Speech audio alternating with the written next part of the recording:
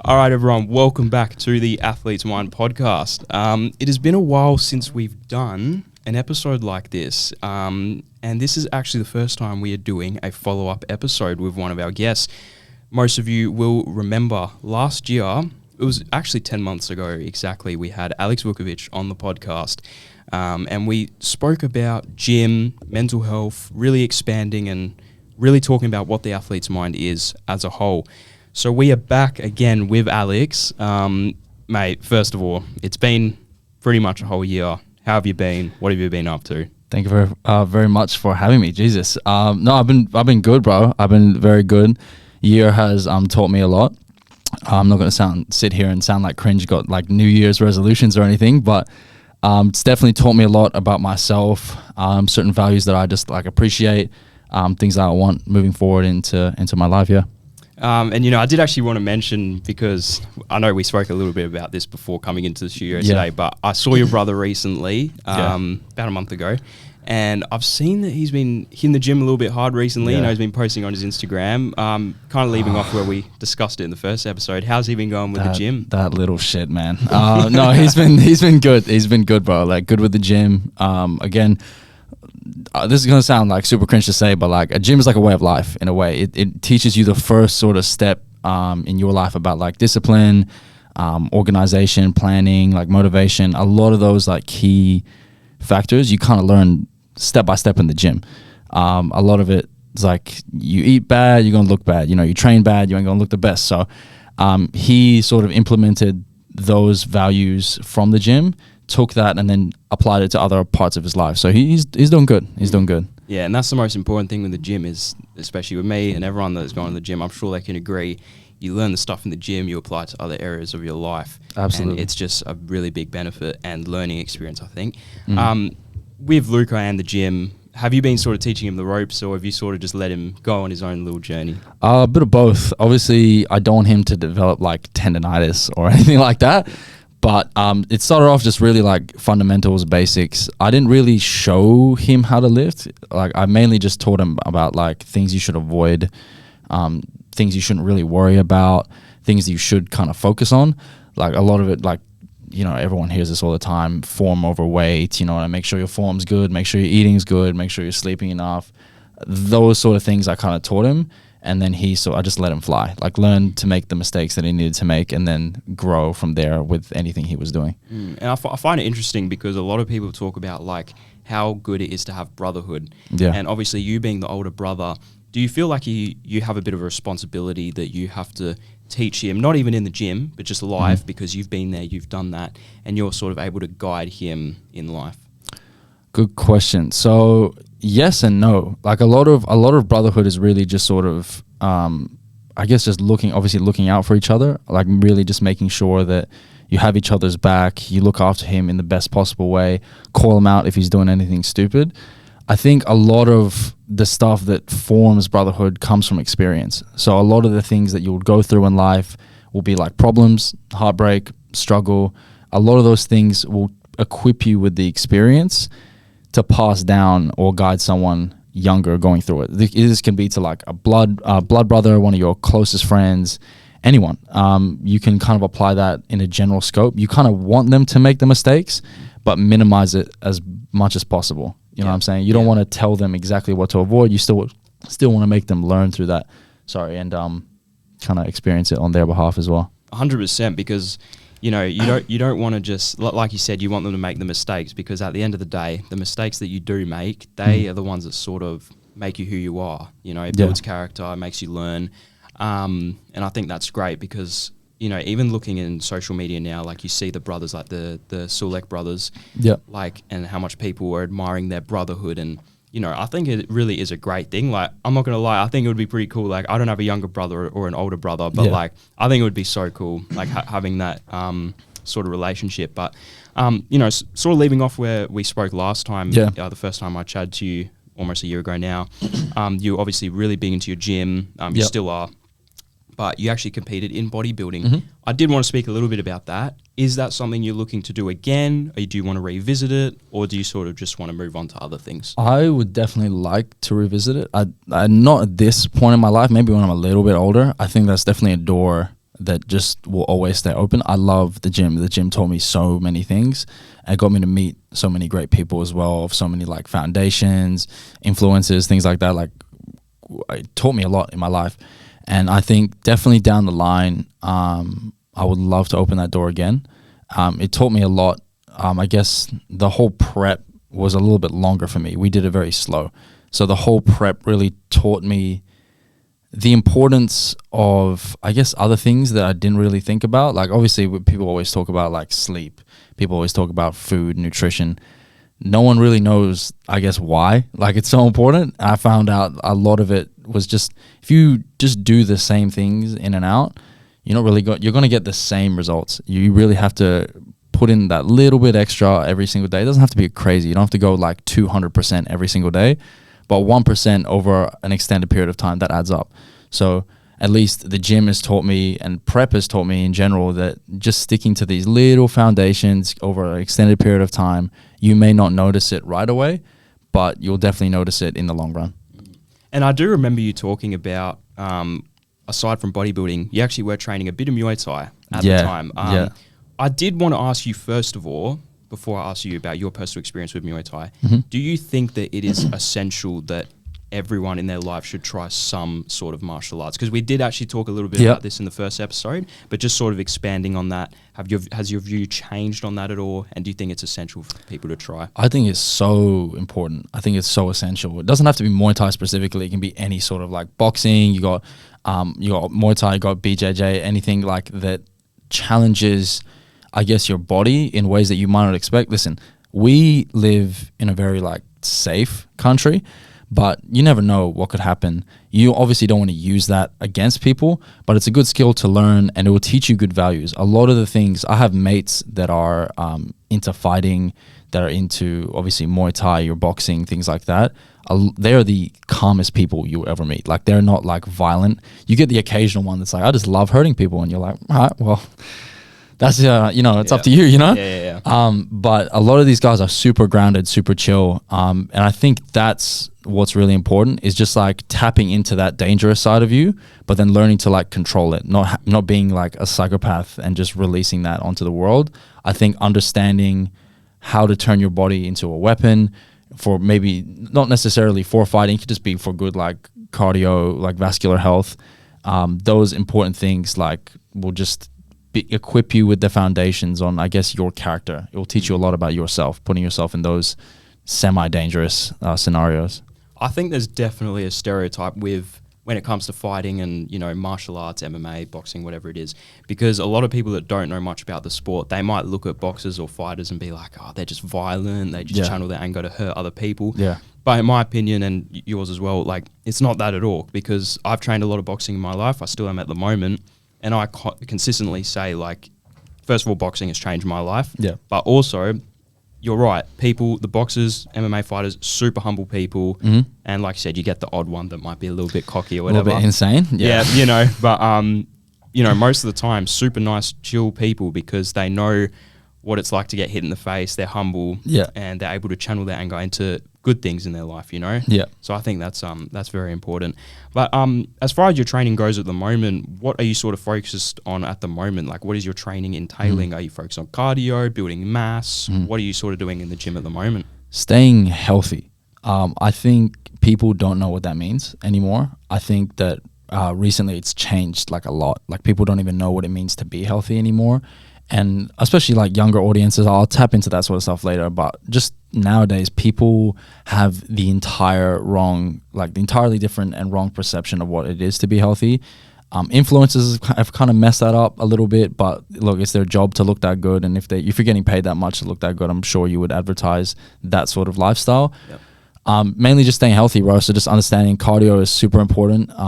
Like taking a break from the weights every now and then, like understanding, take some pressure off your joints, your tendons, go for a swim, go for a run, something just to mix it up a little bit, to put your body in like a different frame for training.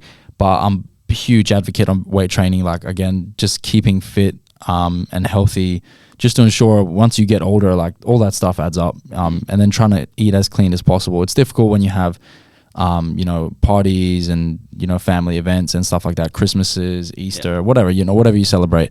It's difficult to keep it tight all the time, but you just want to make sure general day to day, avoid like processed sugars, trans fats. Just stay healthy, bro. You don't need all this extra stuff. Just stay with what works, and avoid crazy supplements. The amount of mates that I take that are like, yo, I'm trying to get big. What supplements should I take? I'm like, bro, you'll be surprised. If you cut out 90% of the junk that you're putting into your body, you don't even need no supplements. You don't need any of that. Like maybe a bit of magnesium here and there for your joints, but you don't really need much. Like the whole point of them is that they supplement your diet. They're not going to replace it. Yeah. So I think a lot of people get that sort of stuff mixed up. What are your thoughts on creatine? Because obviously that's pretty popular. Like even a lot of people I know take it. Like I take it, I'll be honest. Creatine. Like, what are your thoughts on that? I love creatine. Now there's two benefits for why I like it. Number one, it obviously just helps you retain a lot of your muscle. Like it'll help a lot with like, obviously the point of creatine is it helps in ATP production in your muscles. It helps you like just with endurance and things like that primarily. I think that creatine's it's the most researched supplement, so it's very, very good for muscles, recovery, endurance. It helps a lot in that aspect, but it also helps a lot in the mental scope of things. I'm a super big advocate on taking supplements that I guess would like reduce like brain inflammation, that would avoid things like Parkinson's, Alzheimer's, things like that, dementia. So I've kind of stepped into more of those lines of supplements when it comes to my personal preference of stuff. But I think creatine, 100%. If you're training, bro, it will help your body in so many different ways. And it's super, super good for you. That's my experience with it, at least. It really sounds like you're looking more into the long term for your health and fitness goals. But I find that like really interesting because when you were bodybuilding, obviously it's really intense, like your diet, your training. Would you say bodybuilding is something that's hard to maintain over like a long period of time? Depends. So I think the harshness of it on your body is pretty hectic. That's why I kind of wanted to. I did it at very young. I did it at like 19. Yeah, that's young. 19. So like to step into bodybuilding, I just did it for fun. Yeah. But it's pretty like mentally exhausting over anything. Like sure, the diet, the training, that's difficult. The amount of water you drink is uncomfortable. But mentally, like the adjustment from your brain being like such low body fat, and then seeing yourself like that all the time, it messes you up. Like it took a few months for me to like mentally adjust and be like, am I okay to eat this? And not see like food as a number. Yeah. So I think in the long term, the body adapts very quickly, but I think mentally it could mess you up a little bit. But each person's different. Yeah. You know what I mean? Yeah, definitely. Yeah. Something I did want to touch on as well is going more into that mental side.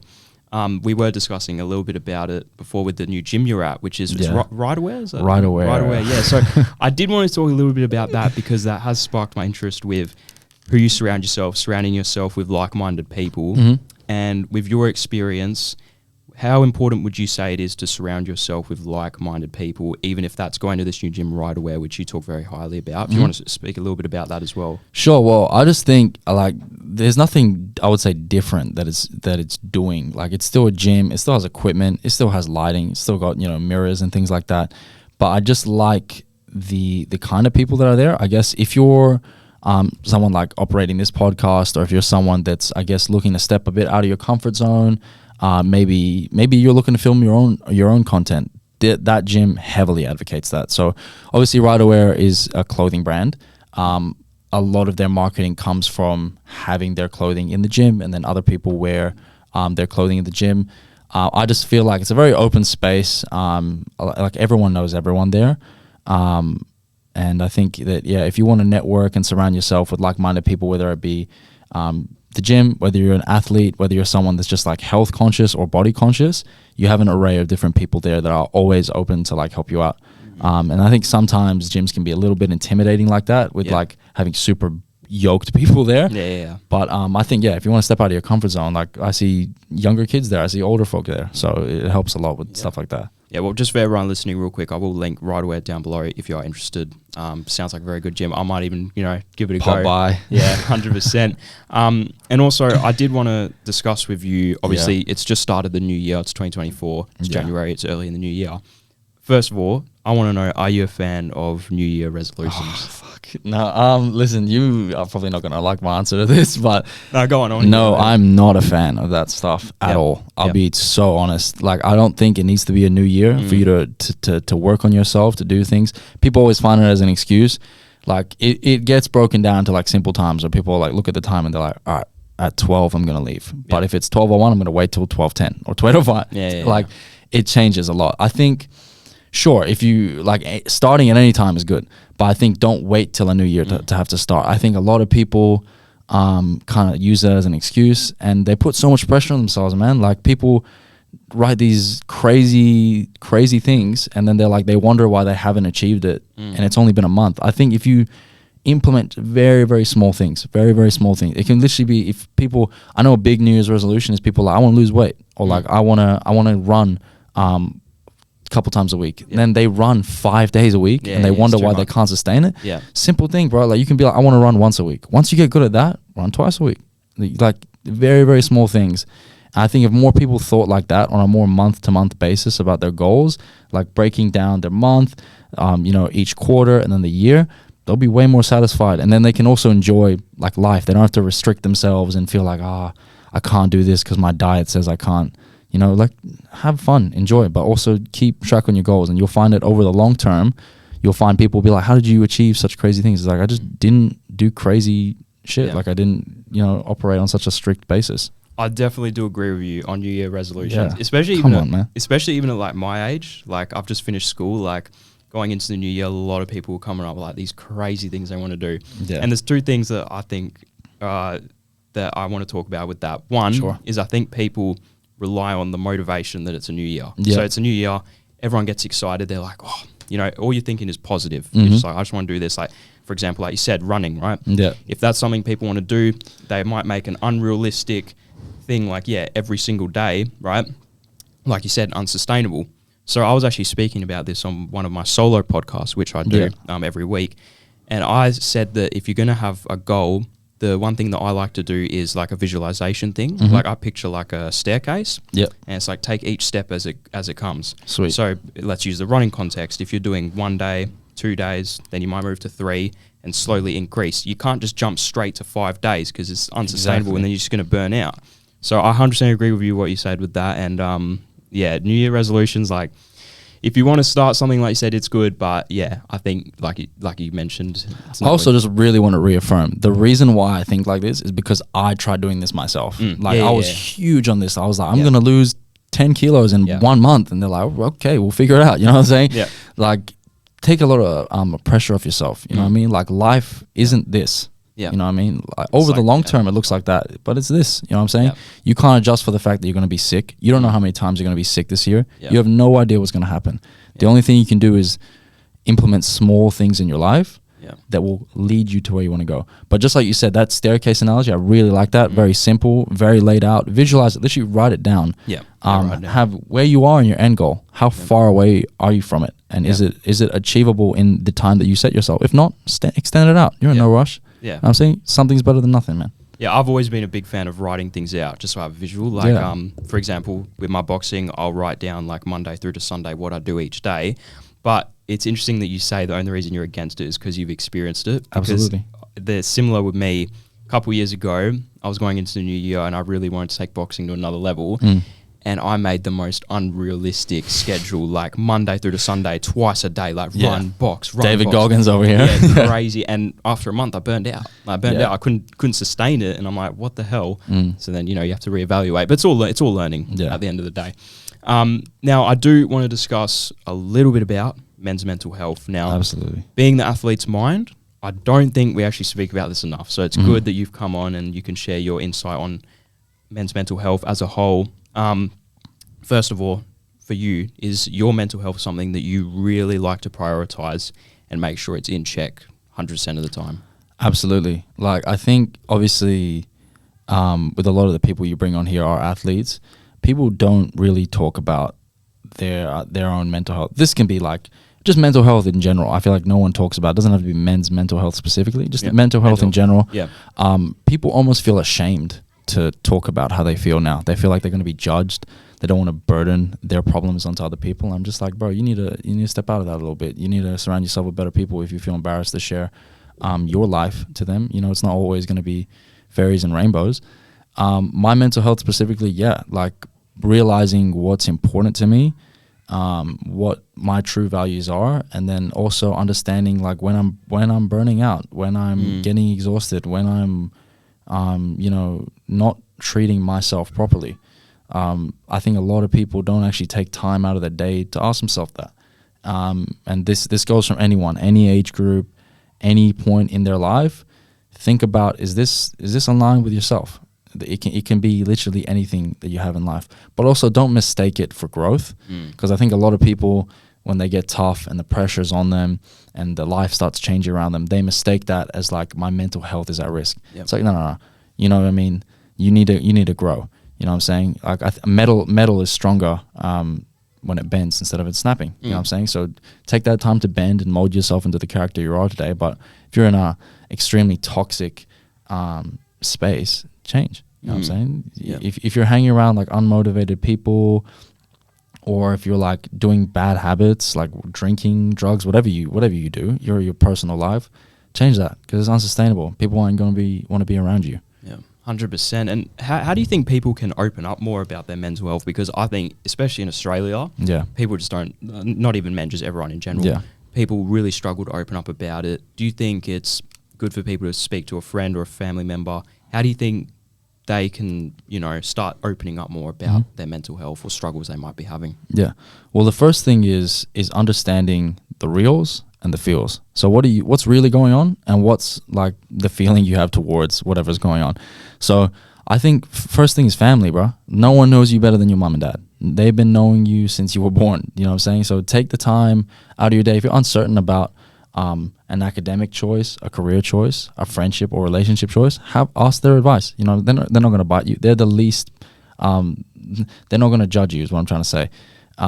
Obviously friends, any relationships that you may be in, it's all about communication, right? Just as much as you communicate to your friends and be like, I want to go here today, and they're like, I don't want to go there.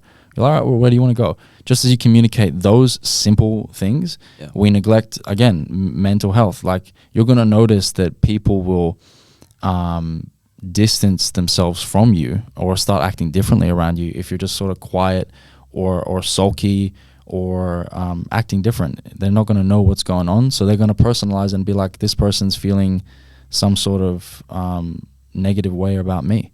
So I think use the people around you. Like, if you truly are smart, you know what I mean, and most people are, I think take the time out of your day to just be honest with your boys, your girls, your friend group, whether you're a guy that's like, I don't know if I should open up to my boys, and let them know. If you're a girl and I don't know if I should open up to my girls, that's the perfect test, because if they help you, and they're open with you as well, they're the right people. And if they don't, you'll know exactly what to do from there. So it might even be, a blessing in disguise. Blessing in disguise, yeah, definitely. And I find that interesting because even recently for me, I had a close friend of mine, I'm not going to say his name for privacy reasons, but a close friend of mine, he always smile on his face, always laughing, kind of like the, class clown type of guy. Yeah.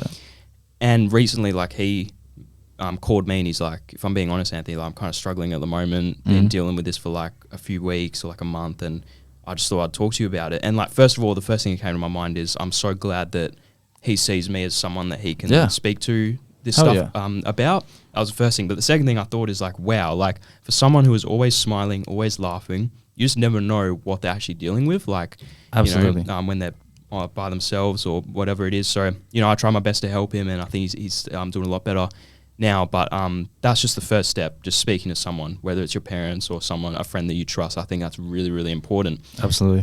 But for you, do you think mental health, I guess with men specifically for this one, do you think it can be overlooked in Australia? Australia specifically, I'm just going to use first world countries in general. Okay. Because you can relate to like the US, Australia, the UK. We're all like similar demographics, same. I think it does get overlooked a lot. Like, I feel like we live in such, like I was mentioning to you before, like attention currency world, and it matters more what's on your Instagram profile than it does the relationships with your friends and family. I think that gets overlooked. Like, do you know how mentally exhausting it would be trying to live two lives, like one on social media and one in real life? You can't do that. Like, and people will see through that right away. As much as I think social media is like a tool to network yourself, build yourself, give people a taste of you, don't live in that space. Like, it's gonna mess you up, like, over anything. I think that's like the leading cause in men's mental health. They see like male influencers, they see like certain figures that are making all this money on TikTok, and they're just like, man, I'm useless. I have nothing. You know what I mean? And then they start picking out their own life. I'm like, bro, you have no idea how lucky you are to either have just a family, something just like a family that cares and nurtures about you, to have friends that have your back, have a partner that might really want to look after you, that loves you. You know what I'm saying? Friends, family, all that stuff's super important. And it's just because we, like I said, are so obsessed with materialism, we just forget about that stuff. Because it's not forever. You know what I'm saying? Your parents aren't going to be here forever. Your friends aren't going to live forever. You know what I mean? You spend the time that you have with them. Like, do what's meaningful. Don't do what's so superficial that everyone advertises, because those people that advertise that they have the best lives really don't. They have to make up for it with their surface level person. Yeah, I find that interesting because like everyone compares to these social media influencers or whatever, but what people fail to understand is the people that are posting on Instagram or these influencers, they're only posting the good stuff. Like, you don't get to see their struggles or what they're doing like behind the scenes. Like, everyone's human, everyone has bad days, it's completely normal, right? But I did want to speak a little bit about social media as a whole. Do you think social media plays a really big role in affecting people's mental health, like in today's age, because social media is becoming even bigger? I would say, definitely. Like I touched on before, social media is such a big thing now. Like, you got TikTok, you got Instagram, you even got Spotify, like suggesting you things. Like, these devices are always listening onto how we feel, the things we want, and we're always have a screen in front of our face nowadays, and people are just forgetting how to talk, man. Like, you'll go to like a party or you go to like an event with your friends and everyone's just got their head phones snapped at 90 degrees looking down at their phone, and you're like, bro, like what the hell? I'm here, like, speak to me. We all fall guilty of that. I'll openly admit I fall guilty of that sometimes, and it's just about understanding, like, snap out of it, really. I think that a lot of, like you mentioned before, you only see a part of the picture, and then people get that one piece and frame it as the entire life of this person that they admire. For example, your problems that you're experiencing, they're experiencing too.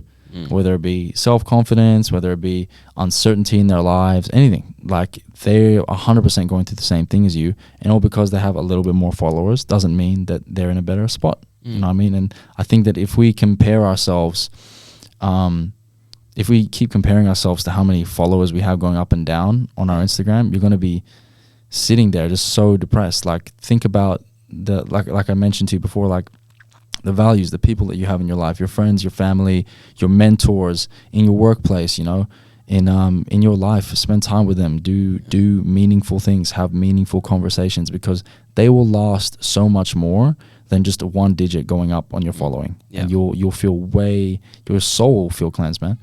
Spending time with these people.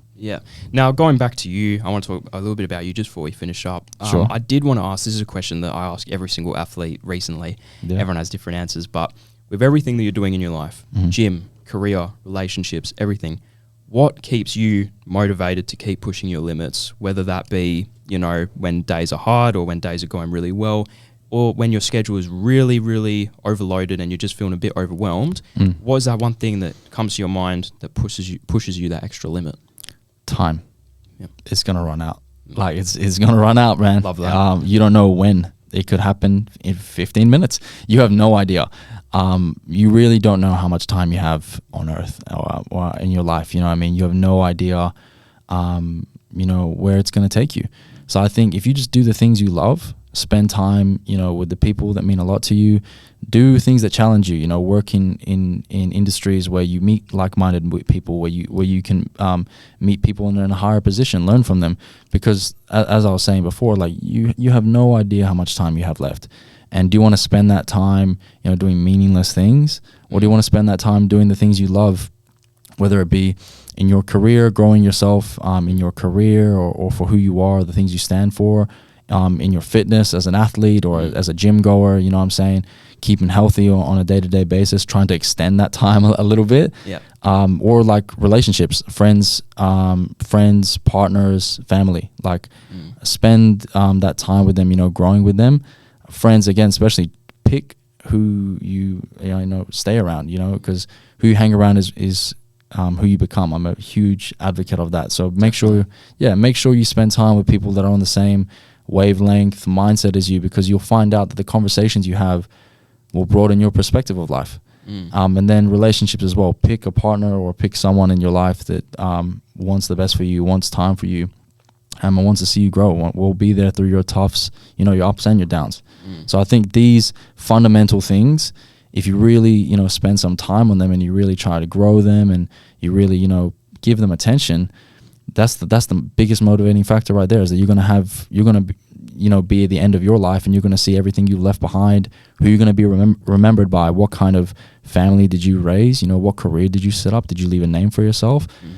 I think more people need to be thinking about that than, just these superficial things that they have going on in their lives. 100%. And I think, like, at the end of the day, I always think that it's your life, right? Like, what you choose to do, go crazy. It's at the end of the day, it's your life, you can't right? control people. Yeah, definitely. But I definitely think that you need to be smart about it and really look into what's going to benefit you, in the long run. In the long run, I'm always really big on what's going to help me in the long term, not really the short term. So especially at my age, when partying, 18th birthdays, all that sort of stuff is starting to become a thing.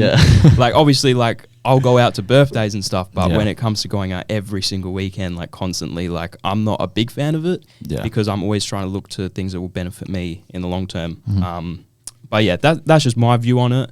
That's just my opinion. But amazing, man. Yeah, thank you. Just before we finish, though, I do want to ask, what are your plans actually, like, moving forward into the future? Like, I understand you were talking to me before, you're in a very serious relationship at the moment. Yeah. How has that sort of helped you, and what are your plans career-wise, gym-wise? Oh, well, life-wise, really, like, again, just what are the plan, bro? Small things. Yeah. I have no idea what the end goal is. Yeah, no one knows. Yeah, you know what I mean? I don't know. I can't pinpoint it like on a map, but I can tell you in the vicinity of where it is.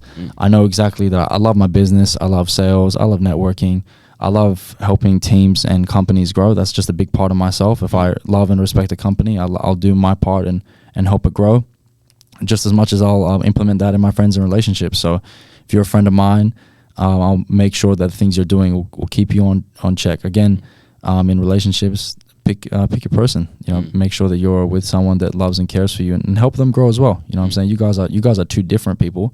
A lot of people make that mistake and think that you're one unit. You're not. You're two different people. Don't get in each other's way. One thing that I would like to add on to that, my grandparents have been married for 55 years. They had their 55th wedding anniversary. Got to sit down with my grandma and just have a bit of like life advice on being like, that's a long time, bro. Like, how many times? How many times did you think about killing my grandpa? I was like, and she sort of touched on that. A lot of the stuff that I'm saying now, you can either relate it to your personal relationship or even your friends. She was just saying, just don't get in each other's way. It's like, a lot of the time, you understand, you're two different people. You have two different brains. You have two different, views on the world. They might be similar in some aspects, but you're different. You know what I'm saying? So accept that and appreciate that and work on that. Like, like you said, you can't change people. So spend that time to grow and maybe broaden your horizons a little bit. I think the worst thing you can do, at least the step that I'm taking forward now in my life, even though I'm still young, I'm 22, I'm still figuring out. I'm not going to sit on the podcast and say that I'm a god and giving godly advice, but just saying my experiences, And I think the one thing that has helped me grow and sort of put things into perspective for myself is be like a sponge, bro. Like, if you act like a know-it-all, you know nothing. You know what I'm saying? The more you put yourself in areas where you don't know, you'll be open to growth, and you'll be surprised that some of the people you speak to, whether it be someone that's younger than you or older than you have something to learn from them. So I think that's my plan going into my relationship, my friendships, my career, my life in general, my health, is just be in that little gray zone, be uncomfortable a little bit, because it'll help you grow a lot. Surround yourself with that responsibility, and you'll see the kind of person you are. For sure. It's interesting you mentioned the sponge, because I actually remember in the first episode you said something very similar about like, getting all this, always learning, and use that sponge analogy. So it's awesome to see that you're keeping that same mindset. That's going to wrap us up. I really appreciate you taking the time, Thank Alex. you so much, man. I always love having a chat with you, especially our first follow-up episode on The Athlete's Mind. I'm sure we'll see you on here again for another chat. I love that. Thank you so much, bro. Thank you very much. Alex. I really appreciate it. Everyone listening, this will be on Spotify, YouTube, and all podcast platforms. There you go. Make sure you go follow Alex, and also, I've had a mental blank, Right Aware. Right Aware. That will be linked below. Bit of a plug there, but go and follow them. Go and try out their gym. Just a quick announcement. We do have some big things coming over the next few weeks, including some announcements for the clothing. I know a few of you have been asking about that. Keep an eye out, and we will catch you guys in the next episode of The Athlete's Mind. Thank you so much. Thank you.